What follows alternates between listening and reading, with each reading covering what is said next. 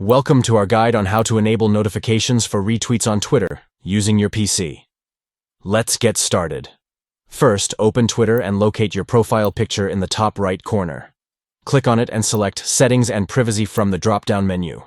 Next, on the left-hand side of the screen, find and click on the Web Notifications option. This will lead you to the notification settings. In the Notification Types menu, scroll down and make sure to check the box next to My Tweets are retweeted. This setting ensures you receive alerts whenever your tweets get retweeted.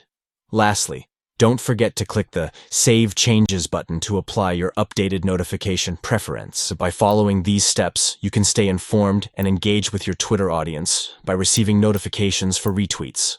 Enhance your Twitter experience and celebrate every time your tweets are shared with others. That's it for our tutorial on enabling retweet notifications on Twitter. Start tracking and celebrating your tweet engagements effortlessly on your PC. Happy tweeting!